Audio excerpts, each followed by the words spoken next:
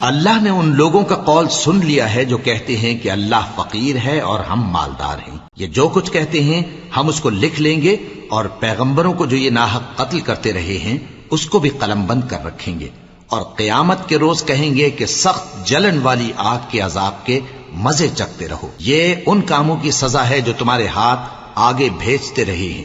اور اللہ تو بندوں پر مطلق ظلم نہیں کرتا۔